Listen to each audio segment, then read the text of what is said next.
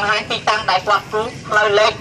347ដោយបងប្អូនបានឃើញស្រាប់ហើយដែលខ្ញុំគូនេះគឺជារបាយការណ៍មួយដែលគាត់ផ្ញើជូនទៅក្រសួងរៀបចំដែនដីក៏ដូចជាមន្ត្រីរៀបចំដែនដី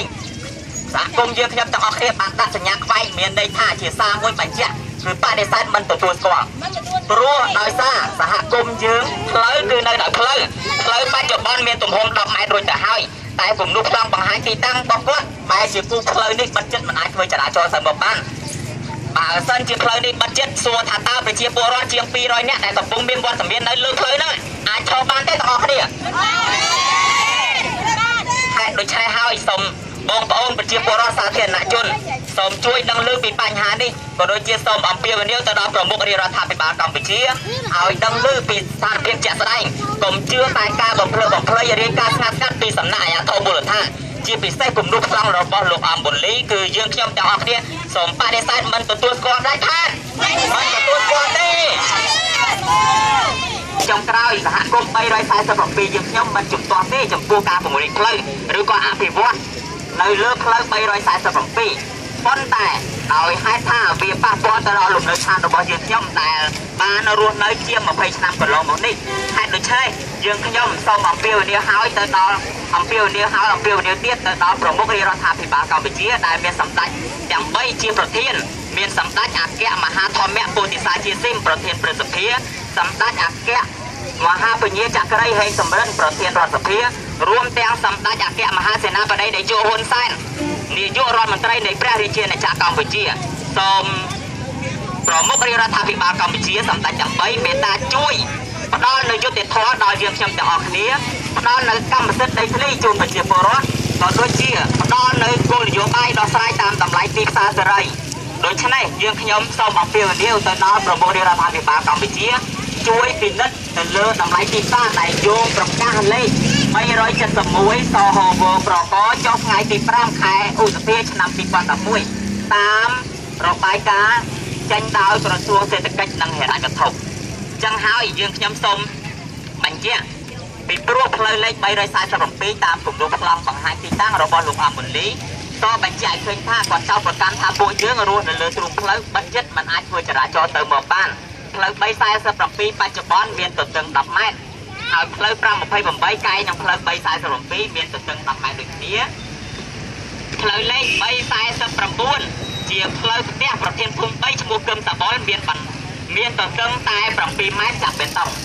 ហើយផ្លូវមេសំខាន់នៅក្នុងសង្កាត់បឹងកក់ទី1រួមមានផ្លូវលេខ337ផ្លូវ315ហើយនឹងផ្លូវសម្ដេចប៉ែននុត289ទល់មុខសាលាសង្កាត់បឹងកក់ទី1តែម្ដងមានទទឹងតែ18ម៉ែត្រទេបងប្អូនសាធារណជនមេត្តាជ្រាបហេតុដូច្នេះ347ដែលក្រុមការចង់ពង្រីករហូតដល់30ម៉ែត្រគឺជាការស្មានទុកដើម្បីបណ្ដេញយើងខ្ញុំដែលឲ្យសំដងមិនសមស្របហេតុដូច្នេះយើងសូមបដិសេធដាច់ខាត់មិនទទួលស្គាល់ទេ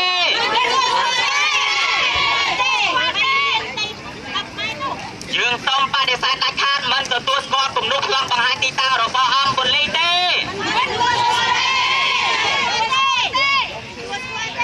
យើងសូមបដិសេធមិនទទួលស្គាល់គំនូសប្លង់បង្ហាញទីតាំងរបស់លោកអំប៊ុនលីទេអាគុំ3តែបង្វិតខ្ញុំមានវាចង់និយាយថាអប៊ុនលីបានធ្វើជាថែមទីកំប្លន់ផ្នែកវិទ្យាយន្តនេះខ្ញុំមិនអាចទទួលយកបានទេព្រោះខ្ញុំរស់នៅ3ខែ7ហ្នឹងលើចរាចរណ៍ចេញចូលដោយចរាយតាមពលអប៊ុនលីបានធ្វើប្លង់ថែមទីបានកំប្លន់ផ្នែកភពហាជននេះខ្ញុំមិនអាចទទួលយកបានទេទីចំណុចទី1ខ្ញុំសូមចំណងពរដល់សម្ដេចហ៊ុនសែនសម្ដេចតេជោហ៊ុនសែនសូមថាពង្រីកផ្លូវប៉ុន្មានក៏ដោយសូមមេត្តាជួយដល់ពុកចិត្តគូដល់រាជជាបរដ្ឋជាតម្លៃពីភាសាឲ្យមកពួកខ្ញុំមកខ្ញុំសូមចំណងពរដល់សម្ដេចហ៊ុនសែនសូមជួយជារៀបផង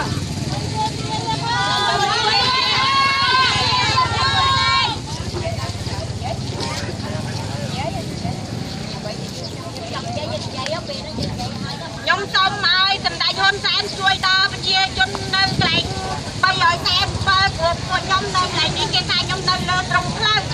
ប៉ុន្តែពួកខ្ញុំមិននៅលើត្រង់ផ្លូវទេពួកផ្លូវនេះមានផ្លូវធំ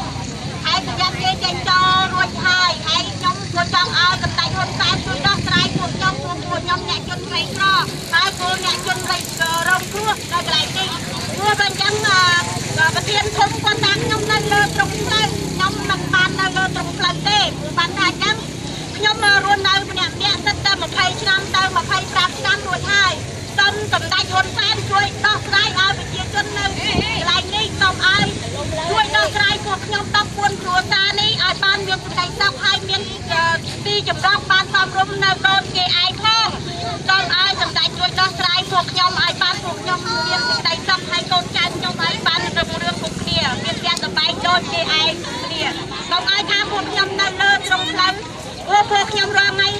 ថ្ងៃគេខ្មែរថាពួកខ្ញុំនៅលើត្រង់ផ្លូវគេប៉ុន្តែពួកខ្ញុំអត់មាននៅលើត្រង់ផ្លូវទេពួកខ្ញុំសូមឲ្យតែបានជើបកោននៅគ្រួសារកូនចៅខ្ញុំបានសេចក្តីសុខដល់ប៉ុណ្ណោះសូមឲ្យសម្ដេចហ៊ុនសែនជួយដោះស្រាយពួកខ្ញុំផងអរគុណ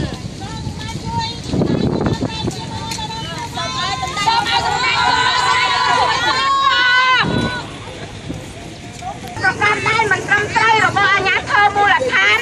បានចោទមកលើប្រជាពលរដ្ឋសហគមន៍347កំឡុងមកនេះមាន6ចំណុចអញ្ចឹងគាត់លើលេខមួយមិនកើតទៅលេខមួយទៀតការចោទប្រកាន់ចេះតែមានបន្តអញ្ចឹងខ្ញុំសូមជម្រាបថាទី1ថាពួកខ្ញុំរស់នៅសំណង់អាណាធិបតេយ្យទី2ថាពួកខ្ញុំរស់នៅមិនស្របច្បាប់ទី3ថាពួកខ្ញុំរស់នៅលើដីរបស់សាធារណពលរដ្ឋទី4សំណង់បណ្ដោះអាសន្នឬការថាពួកខ្ញុំរស់នៅសំណង់បណ្ដោះអាសន្នទី4ថាពួកខ្ញុំទី5ថាពួកខ្ញុំរស់នៅសំណង់មិនរឹងមាំអញ្ចឹង5ចំណុចនេះតែស្អីអាជ្ញាធរចោទប្រកាន់នេះគាត់ដេករនឹកពេលគ្រប់វេលាគ្រប់វិនាទីដើម្បីចោទប្រកាន់ពួកខ្ញុំហេតុផលចំណុចមួយមិនឃើញហើយចំណុចមួយទៀតគាត់ដេករនឹកតាំងពី2007រហូតមកដល់បច្ចុប្បន្នអញ្ចឹងហើយទី5ចំណុចដែលថាសំណង់មិនរឹងមាំនេះរហូតមកដល់6ចំណុចនៅលើទ្រង់ផ្លូវតែម្ដងអញ្ចឹងបានន័យថាពួកខ្ញុំរស់នៅលើទ្រង់ផ្លូវនេះបាត់ផ្លូវមិនឲ្យឡានម៉ូតូអ្នកស្មៅជើងឬមួយក៏កន្លែងស្អីឡានកុងតឺន័រអីដឹកទំនិញចេញចូលនៅក្នុងរោងចក្រនេះមិនបានប៉ុន្តែផ្ទុយទៅវិញការរាយការណ៍របស់អាជ្ញាធរបំភ្លៃការពិតមិនត្រឹមត្រូវដាច់ខាត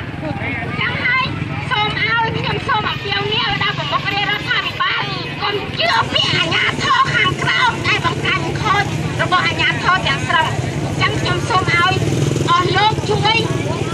ពិនិត្យឡើងវិញកុំបានតែចេះតែមុត